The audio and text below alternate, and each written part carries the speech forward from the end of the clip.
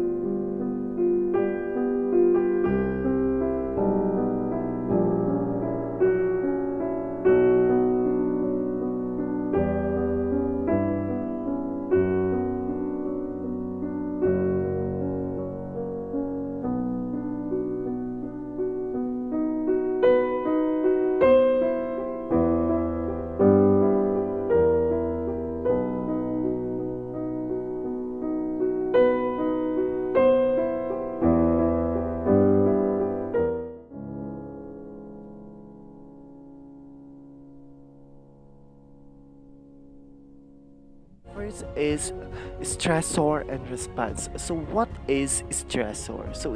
Stressor is something that causes a state of strain or tension. Okay, so it means, or in layman's term, is yun na yung mga causes of kung bakit tayo nai-stress. Like for example, is yung exams, death of loved ones, divorce, or anything.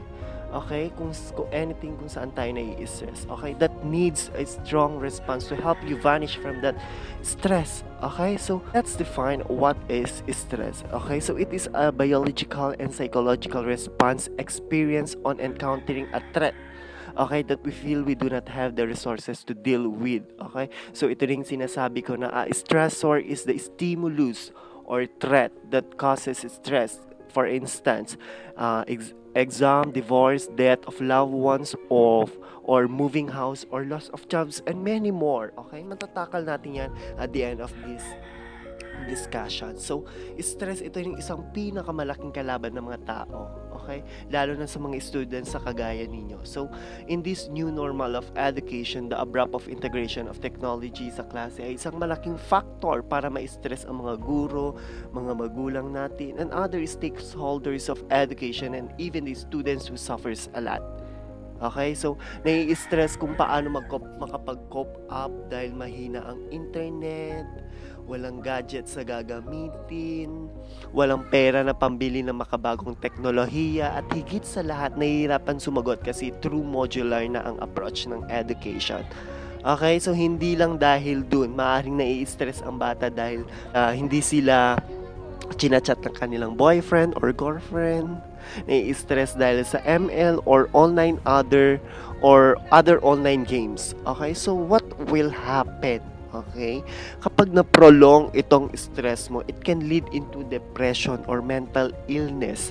Why? Because when stress becomes overwhelming and prolonged, the risk for mental health problems and medical problems increases. Okay, so long-term stress increases the risk of mental health problems, okay, such as anxiety and depression. Okay, the substance use problems, sleep problems, pain, and bodily complaints such as muscle tension. Okay, which is true na kapag tayo ay nai-stress, hindi tayo nakakapag-focus. Okay, hindi tayo nakakapagplano ng maayos. Okay, so it's really important din na malaman natin kung paano natin masusurpass, kung paano natin ma-overcome ang ating stress. So that is why our topic today will help you respond in your stress. I hope it is clear for you. Okay, so sources of coping and strengths. One of the sources of and coping of the strength is emotional strengths were found to be related to positive coping but less so to negative coping. Okay, what does it mean? Okay? Ang sources of coping and strengths, ito na ang pinaka-importante sa lahat on how we fight and vanish from that darkness. Okay, your greatest enemy is yourself. Okay, the one who can help you is yourself laga pa. It is your emotional strengths, okay? Sabi nga dito, ang emotional strengths include active behaviors. For instance, being brave, persistent, and hopeful, and having perspective, and also being optimistic and futurist in your life. But how do we gain our emotional strengths? Okay, paano ba natin to magigain? Okay? First is set boundaries, okay? When you know what is tolerable or not, acceptable or not, reasonable or not, or what is the best or what is right and wrong on your terms, you will have a solid foundation of emotional strength. Okay? Kung alam mo kung ano yung tama at mali, alam mo kung anong dapat gawin at yung hindi mo dapat gawin. Okay?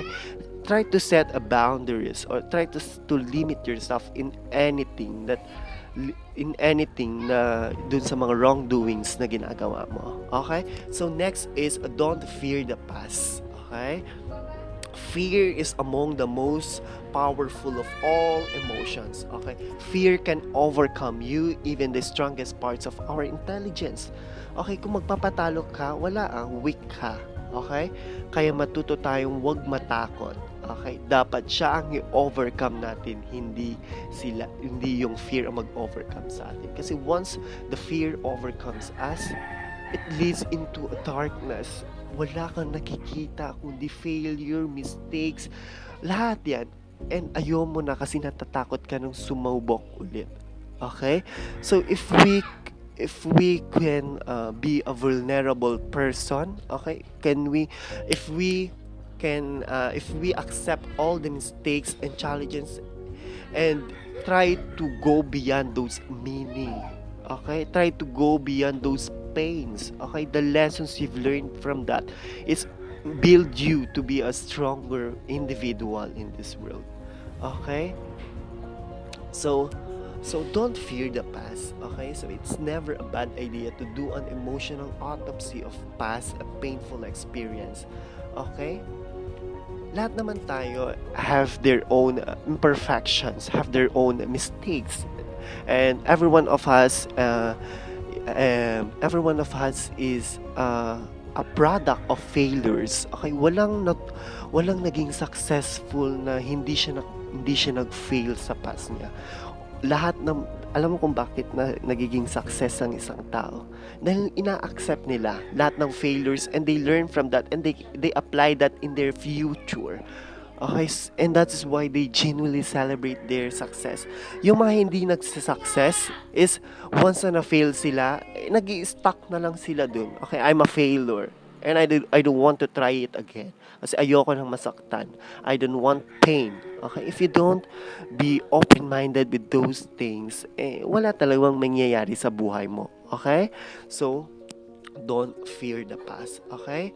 Because our mistakes teach us how to make different choices and decisions. We start to see patterns and decide to build on the ones that are working and abandon the dead way of less successful outcomes. Okay. If it's hard to you to rehash or refresh old experiences, consider writing them down. Isulat mo sila. Okay? Ito ngayon, itong experience ko ngayon, it's napakasakit. Okay? These mistakes, this failure, uh, ayoko nang uulitin to.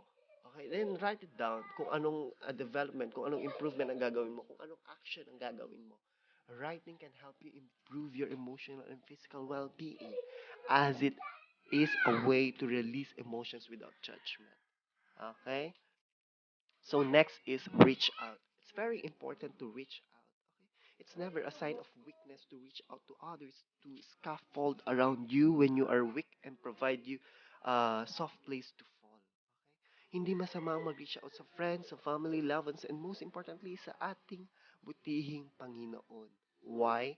It is because the person who does not seek others will eventually buckle under the weight of their struggles. Mahihirapan ka kapag hindi ka, kung sinasarili mo lang ang lahat-lahat. Okay? So, it's really it's really advisable to become isolated and stressful in ourselves, according to the research from Harvard University.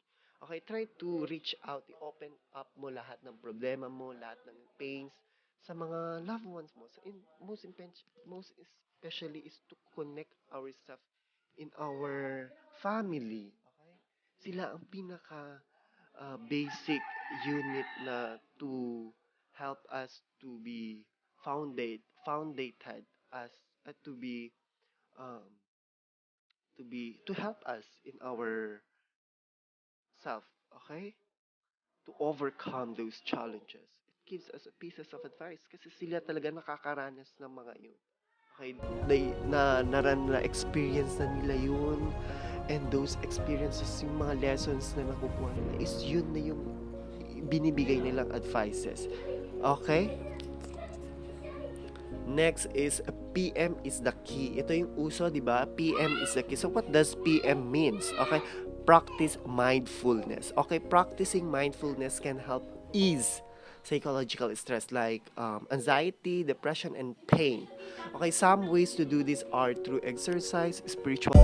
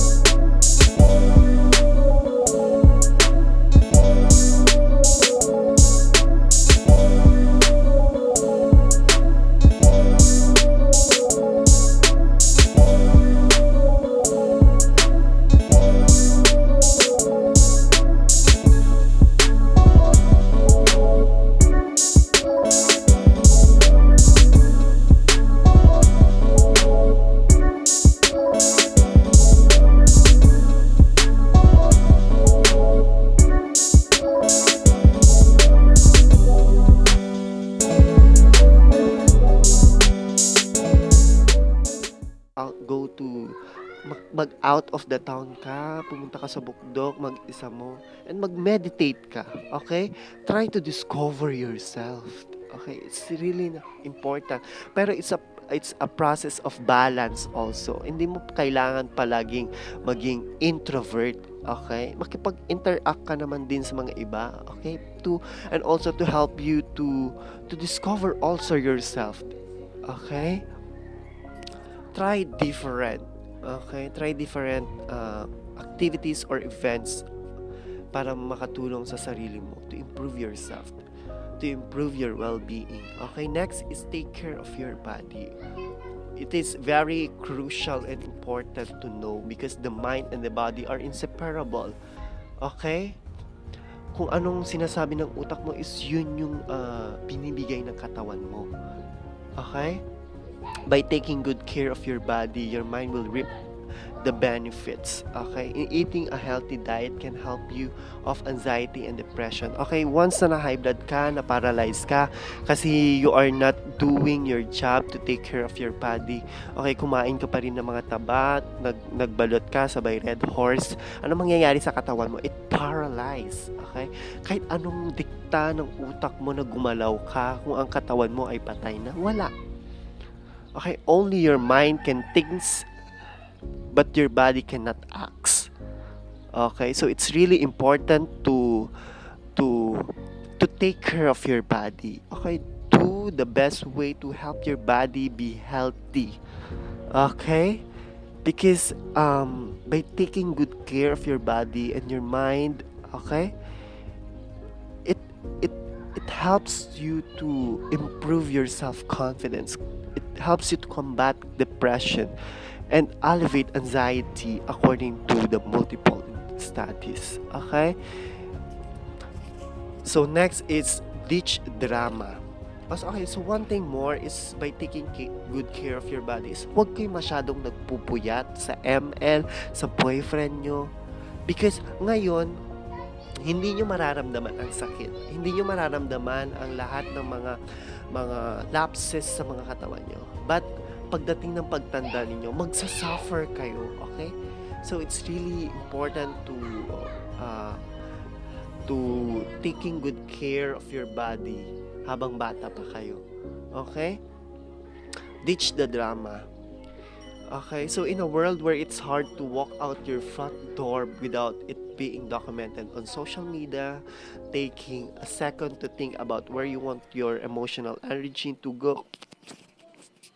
Okay, so social media gives us a world where we can jump into a middle of sorts of situation that we wouldn't have even known about the past. Okay, for your own peace of mind, evaluate the situation and choose your battles.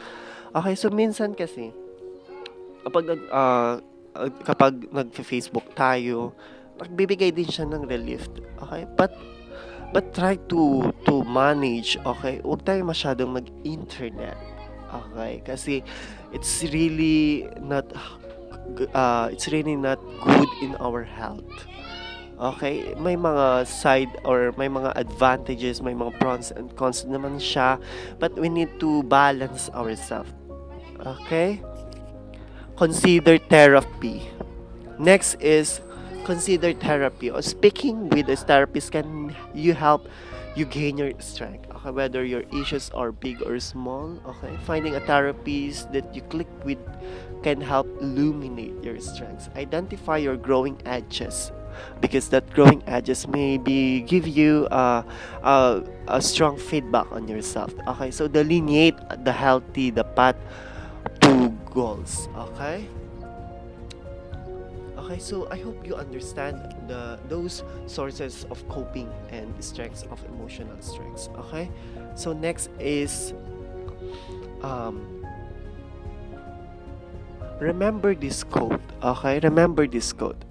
Emotional strength doesn't mean you are perfect. Okay, it just means you have the skills to cope up with whatever life hands you. Okay, those are just suggestions. Those are just strengths that you might do. Okay? Pero kung hanggang doon na lang, hanggang lang sa utak mo, kung wala kang action sa ginagawa, and nothing will happen. Okay? So, kinakailangan mo pa ring gumalaw. Okay? Gawin ang mga yun. Okay? So next is emotion focused strategies involved. Okay, releasing pent up emotions. Okay, by communicating with your friends, by your loved ones, and etc. Okay, distracting oneself. One of the important. Okay, para mas lalong hindi ka yung utak mo hindi nakafocus lang doon sa pain, doon sa stress, doon sa stressor.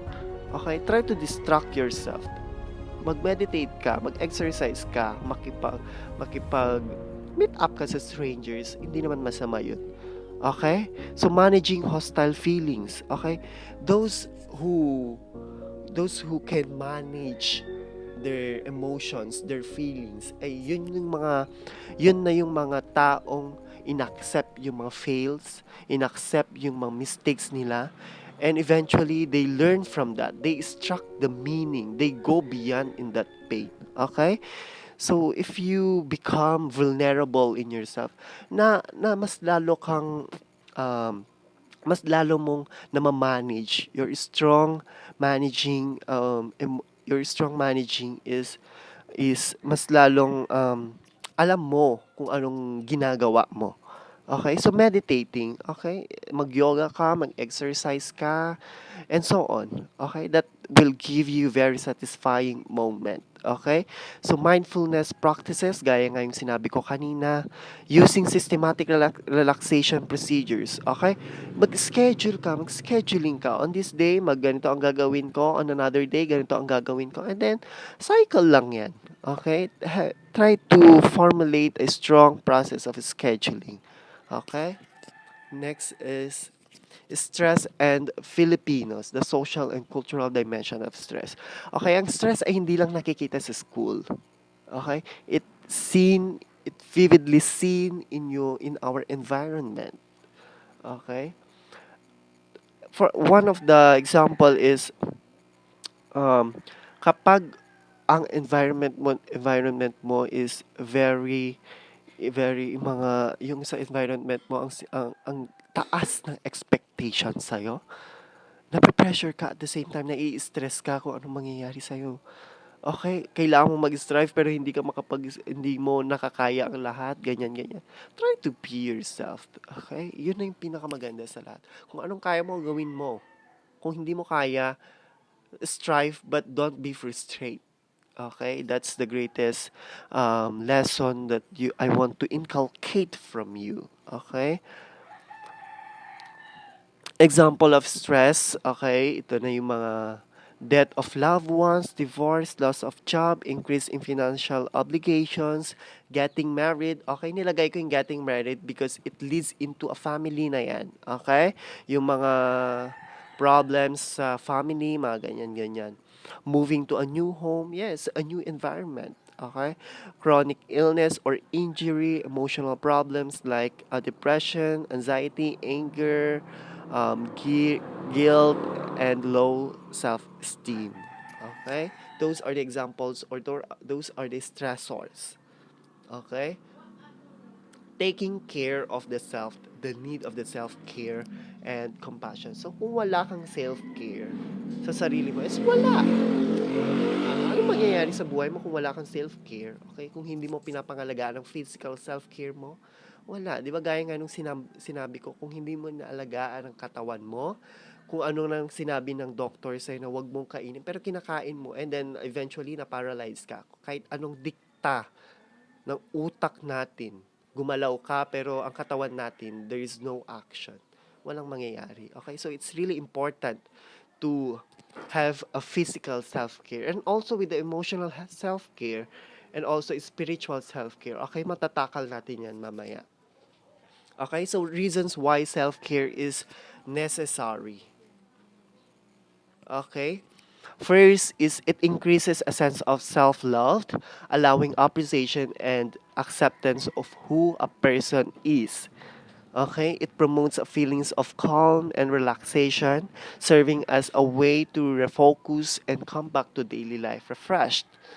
Okay, it improves both physical and mental health by reducing the effects of prolonged stress on mind. Okay? So ways to engage in self-care. Ito na yun yung tatlo. Physical self-care. Okay, ang physical self-care is kung paano mo aalagaan ang katawan mo. Okay? Kung paano mo i-manage, i-balance lahat-lahat. Okay? So eating well, exercising regularly, prioritizing sleep, and taking care of health. Okay, so kung palagi kang nagpupuyat sa online games mo, natutulog ka alauna, alas dos, walang mangyayari sa katawan mo. Okay?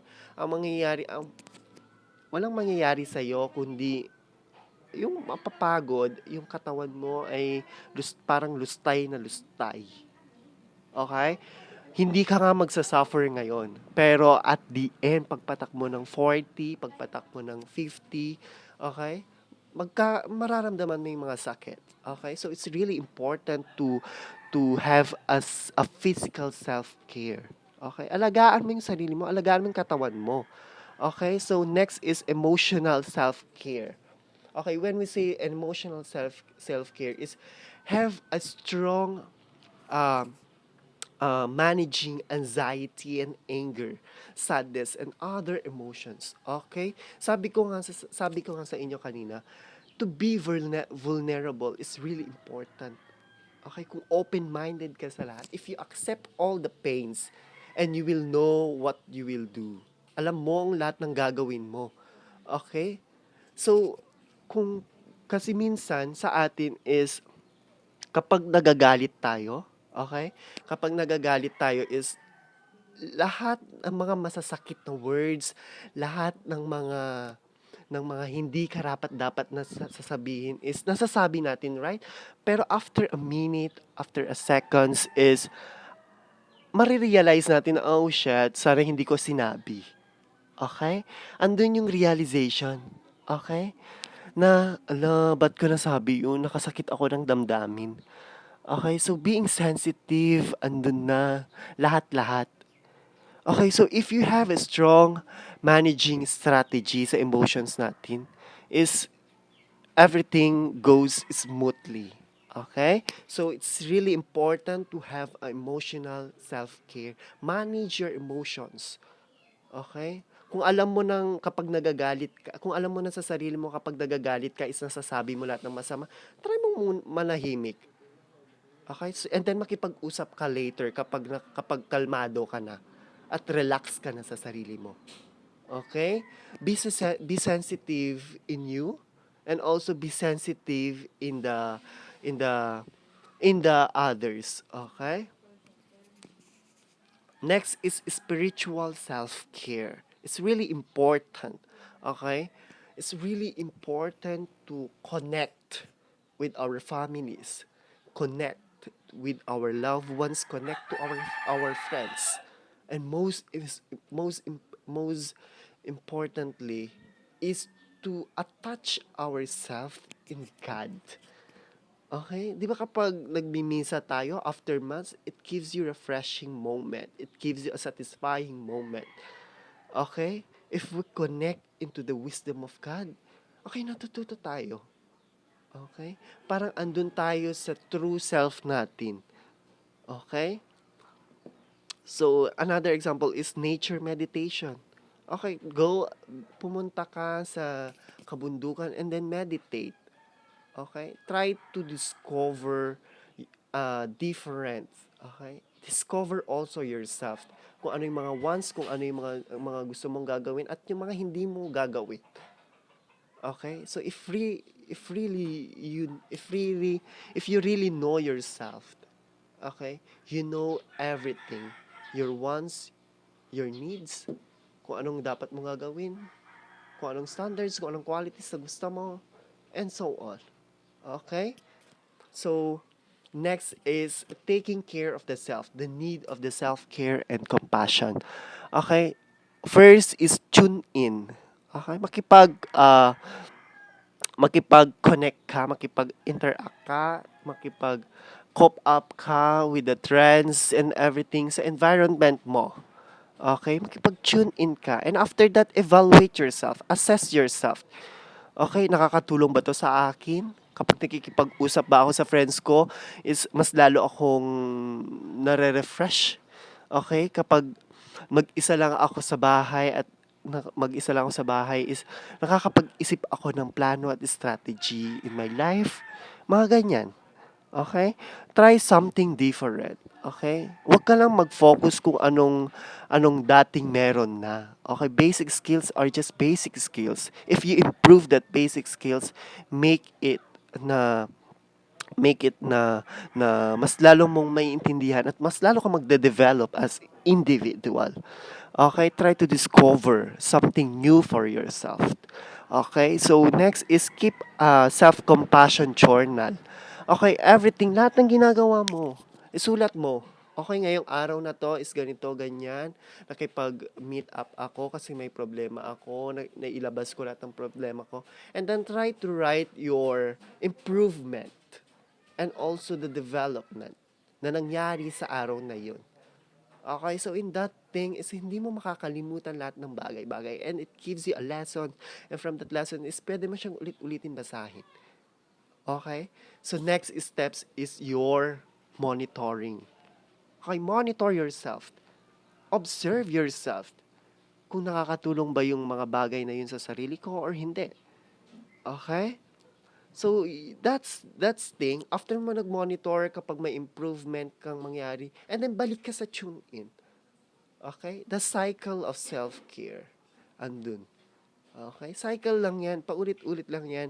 Kung may na-monitor ka, may na-evaluate ka na hindi tama, is try to go back on your first strategy. Okay? Okay, so that ends our topic for today and thank you and I hope you understand a little information from me and your upcoming final examination would be in February 1 to 5. Okay, so thank you and watch this at your own risk. Okay, bye-bye.